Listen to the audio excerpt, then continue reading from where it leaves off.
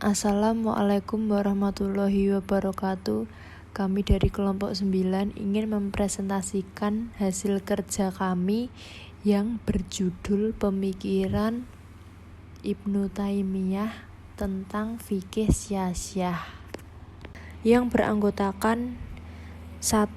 Intan Anggita Cahyati NIM 202111231, 2. Siti Nur Khotijah NIM 202111256, 3. Mei Nurian Adityas NIM 202111258, 4. Desyam Arkinsyah NIM 202111263. 1. Biografi Ibnu Taimiyah.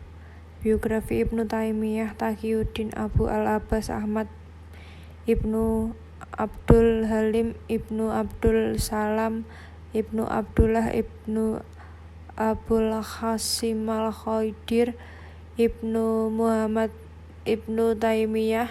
Ia lahir pada Rabiul Awal 661 Hijriah atau 22 Januari 1263 di Provinsi Haram Sanliurfa, saat ini di Turki Tenggara, 5 tahun setelah Baghdad jatuh ke tangan Tatar. Sekitar 5 tahun sebelum kelahirannya, tepat pada Januari 1258, Baghdad, pusat dinasti Abbasiyah, jatuh ke tangan bangsa Mongol. Salah satu karyanya, kelompok hadis-hadis dari hukum Muntakha Al-Akbar, kemudian menjadi terkenal dengan syarah atau penjelasan bukunya Al-Autar yang ditulis oleh Ali Al-Syukani, ayah Ibnu Taimiyah sendiri. Syekh Abdul Halim Syaibuddin adalah seorang guru di Masjid Umayyah, Damaskus pada saat sama Direktur Jenderal di Sekolah Dar Al-Hadis pada tahun 691 Hijriah atau 1292 Masehi. Ibnu Taimiyah melakukan haji dan kembali ke Damaskus pada tahun 692 Hijriah atau 1293 Masehi. Pada 728 Hijriah atau 1328 Masehi, pada tahun ke-67 Ibnu Taimiyah meninggal. Gelombang pertama diimami oleh Muhammad bin Taman. Setelah mayat dikeluarkan di tempat itu, saudaranya Zainuddin Abdurrahman maju untuk mensolatkan dia, dan sisa-sisa Imam al-Sunnat dimakamkan di kuburan Asyufiyat di sebelah saudaranya Syarafuddin Abdullah. 2. Keadaan sosial politik Ibnu Taimiyah. Ibnu Taimiyah lahir di Haran dekat Damaskus pada tahun 661 Hijriah atau 1263 Masehi. 5 tahun sebelum kelahirannya, 1258 Masehi, tentara Hulagu Khan dari Mongol menyerang dan membumi hanguskan daulat Bani Abbas yang memang sudah lama lemah akibat perpecahan internal. Mereka tidak mampu menahan serangan Mongol di kota Baghdad. Kemudian Baghdad jatuh ke tangan Mongol pada tahun 1258 Masehi. Kejadian ini menandai berakhirnya riwayat Bani Abbas yang terjadi kisaran 500 tahun, yang menjadi simbol kekuatan politik dunia Islam. Ketika Ibnu Taimiyah berusia 6 tahun, ayahnya membawa kepada seorang mazhab Hanbali, serta untuk mengungsi di Damaskus guna menghindari kekejaman pasukan Mongol yang mulai bergerak menyerang kota kelahirannya. Setelah Bani Abbas hancur, setiap penguasa wilayah bebas memakai gelar khalifah. Hanya dinasti Mamalik di Mesir yang masih mempertahankan tradisi kekhalifahan Bani Abbas untuk melegitimasi kekuasaan mereka. Dinasti Mamalik mengangkat Abu al-Hashim Ahmad, paman al-Mu'tasim atau khalifah terakhir Bani Abbas yang tewas dibunuh tentara Mongol. Sebagai khalifah simbol, saat itu Damaskus menjadi tempat berlindung kepada Ibnu Taimiyah yang saat itu menjadi daerah kekuasaan Mamalik. Di sisi lain, tentara Mongol juga berusaha menjarah dan menguasai Damaskus. Setelah mereka berhasil memporandakan Baghdad, Ibnu Taimiyah sendiri adalah ulama mazhab Hanbali seperti ayahnya.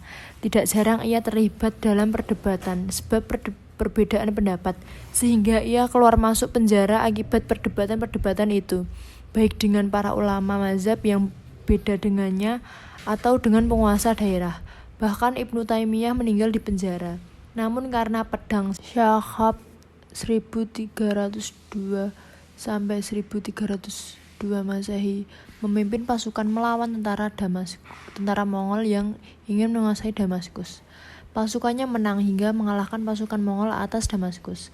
Pengalamannya dan kondisi sosial masyarakat yang berantakan dan sangat pahit ini begitu membekas dalam hidupnya hingga pola pikir Ibnu Taimiyah. Ia tampil sebagai pemikir independen dengan gaya yang apa adanya, polemis, kontroversial. Hal ini yang akan menjadi pokok pemikiran politik Ibnu Taimiyah sebagaimana akan diungkapkan nanti. Karya Ibnu Taimiyah. Yang pertama, Kitab Al-Rad ala Mantiqiyin atau jawaban terhadap para ahli mantik. Yang kedua, Manhaj al-Sunnah al-Nabawiyah atau metode sunnah Nabi. Yang ketiga, Majmu' al-Fatawa atau kumpulan fatwa. Yang keempat, Bayan Muwafaqat Syahih al-Maqul Syarih al-Manqul atau uraian tentang kesesuaian pemikiran yang benar dan dalil nakli yang jelas. Yang kelima, Al-Rad ala Hululiyah wa al-Ittihadiyah atau jawaban terhadap paham hulul dan ittihad. Yang keenam, Muqaddimah fi usul al-tafsir atau pengantar mengenai dasar-dasar tafsir. Yang ketujuh, Al-Rad ala Falsafah Ibnu Rushd atau jawaban terhadap falsafah Ibnu Rushd. Yang kedelapan, Al-Ilqil fi al-Musyahabah wa al-Ta'wil atau suatu pembicaraan mengenai ayat mutasyabih dan takwil. Karya yang kesembilan, Al-Jawab al-Syahih liman badzala Imam al-Masyih atau jawaban yang benar terhadap orang-orang yang menggantikan iman terhadap al-Masyih. Yang ke-10, Al-Rad ala Nusairiyah atau jawaban terhadap paham Nusairiyah. Yang ke-11, Risalah al-Qubrusiyah atau risalah tentang paham Qubrusiyah. Yang ke-12, Al-Itbat al-Ma'ad atau menentukan tujuan. Yang ke-13, Tubut al-Nubuwat atau eksistensi kenabian. Yang ke-14, Ikhlas al-Ra'i wa Ra'iyat atau keikhlasan pemimpin dan yang dipimpin. Yang ke-15, Al-Siyasah al-Syar'iyah fi Ishal al-Ra'i wa al-Ra'iyah atau politik yang berdasarkan syariah bagi perbaikan pengembala dan gembala.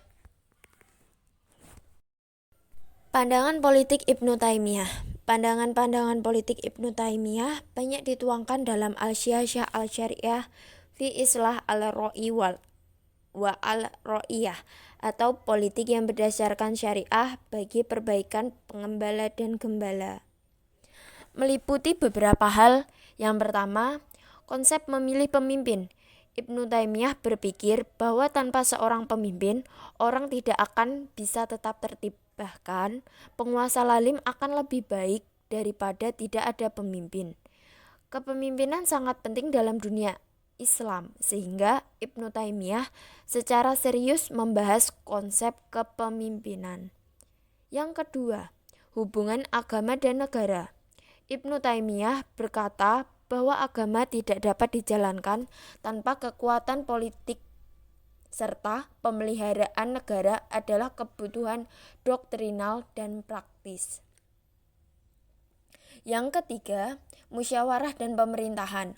Menurut Ibnu Taimiyah, seorang kepala negara tidak boleh meninggalkan musyawarah seperti yang diperintahkan Allah Subhanahu wa taala dalam Quran surat Al-Isra ayat 159. Serta Ibnu Taimiyah menyatakan bahwa pembentukan pemerintahan itu untuk menangani masalah rakyat. 4. Kewajiban seorang pemimpin. Sang pemimpin wajib mengusahakan supaya bisa membantu rakyat. Apabila ada rakyat yang butuh bantuan, baik itu berupa harta, makan dan minuman, serta kebutuhan pokok. Pemimpin wajib berbuat adil. Apabila memberikan hukuman, harus konsisten dengan peraturan yang sudah dibuat tanpa membedakan di mana pelaku mau berusia tua maupun muda. Pemimpin wajib menepati janji. Seorang pemimpin ketika sudah berjanji, maka sangat diwajibkan untuk dia menepati janji tersebut. Tanpa terkecuali, apabila dia tidak bisa menepati, maka seharusnya dia tidak berjanji kepada orang lain atau rakyat tersebut. 5. Pelaksanaan syariat. Ibnu Taimiyah menjelaskan ada dua macam pelaksanaan syariat, yang dimana ini merupakan pokok penting dalam syariat. Pertama, seorang hamba atau umat muslim diperintahkan melakukan apa yang ditetapkan oleh Allah Subhanahu wa taala, baik karena kecintaan kepadanya dan penolakan terhadapnya. Contohnya, yang diperintahkan ketika orang lain mendapatkan musibah, yaitu dengan memberikan pertolongan terhadap orang yang terzolimi, atau mengunjungi orang yang terkena musibah, atau memberikan bantuan kepada orang fakir dan semacamnya. Adapun yang diperintahkan untuk membenci dan menolaknya adalah seperti ketika seorang menampakkan kekafiran, kefasikan, dan kedurhakaan. Contohnya, dalam sabda Rasulullah SAW dalam sebuah hadis syahih yang berbunyi, barang siapa di antara kalian yang melihat kemungkaran, maka hendaklah ia mencegahnya dengan tangannya. Jika dia tidak mampu, maka dengan lidahnya. Jika tidak mampu juga, maka dengan hatinya. Dan itulah selemah-lemahnya iman. Hadis riwayat Muslim, Nasai, Abu Daud, Tirmizi, dan Ibnu Majah. Kedua, seorang hamba atau umat muslim tidak diperintahkan dengan salah satu dari keduanya. Seperti ketika melihat orang lain melakukan perbuatan mubah yang tidak jelas baginya, apakah dapat menolongnya untuk berbuat ketaatan atau menghindar dari maksiat. Dalam keadaan seperti ini, tidak diperintahkan untuk mencintai atau membencinya. Perilaku al-muqarrabiin, orang-orang yang dekat kepada Allah, yang terdahulu, yaitu melaksanakan kewajiban dan hal-hal sunnah semaksimal mungkin. Demikian juga meninggalkan hal-hal makruh dan mahram. Sebagaimana sabda Rasulullah SAW, apabila aku melarang kalian dari sesuatu, maka jauhilah. Dan bila aku perintahkan sesuatu, maka laksanakanlah semampu kalian. Hadis riwayat Muslim. 6. Konsepsi tentang jihad. Ibnu Taimiyah berpendapat ada dua majelis yang memiliki pemahaman tidak sesuai dalam berjihad, yakni 1. Orang-orang yang benar-benar meninggalkan komitmen amar ma'ruf karena setiap individu menanggung beban pelanggaran satu sama lain. Perdebatan itu tergantung pada ungkapan Allah, kamu bertanggung jawab untuk dirimu sendiri. Kesesatan orang-orang yang menyimpang tidak akan menyakitimu jika kamu diarahkan. 2. Orang yang melakukan amar ma'ruf nahi mungkar tanpa menggunakan pemikiran yang mendalam, tanpa keberanian, tanpa kegigihan, mengabaikan manfaat dari apa yang dilakukannya, tanpa menilai kemampuannya. Golongan ini beranggapan bahwa dia berjuang untuk Allah dan Rasul-Nya. Sebenarnya itu melampaui batas. Ini adalah sikap sebagian besar murtad dan seperti Khawarij, Mu'tazilah, Rafidhah, dan lain-lain. Mereka salah menilai jihad. Bagaimanapun, kerugian yang ditimbulkan lebih banyak daripada manfaatnya. Bagi Ibnu Taimiyah, seseorang harus menahan diri dalam mengatur penguasaan yang menindas dan melarang memerangi para diktator ini, selama mereka masih melakukan ibadah sholat. Oleh karena itu, ia menyimpulkan bahwa standar orang-orang yang menganut Rasulullah dan kelompok orang Muslim adalah untuk memajukan solidaritas, meninggalkan pertempuran melawan penguasa. Terakhir, mengenai implikasi pemikiran Ibnu Taimiyah tentang pemikiran politik Islam modern. Pemikiran politik Ibnu Taimiyah dalam pemahaman yang tidak fleksibel mengenai konsep khalifah adalah bentuk negara sebaik mungkin untuk merealisasikan tujuan negara, yaitu untuk manfaat manusia, mewujudkan keadilan dan menegakkan syariah Tuhan. Sehubungan dengan konsep ketua negara atau khalifah, Ibnu Taimiyah memberi peluang kepada pluralisme di dunia Islam. di mana pendapatnya adalah bahwa umat Islam bukan saja mempunyai satu khalifah, tetapi boleh untuk beberapa khalifah dan beberapa negara yang menjadi daerah setiap khalifah.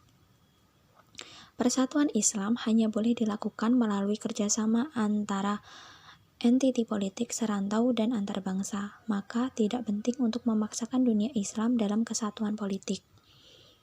Sekian yang kelompok kami dapat sampaikan, banyak kekurangan mohon dimaafkan. Semoga apa yang kami sampaikan bermanfaat. Wassalamualaikum warahmatullahi wabarakatuh.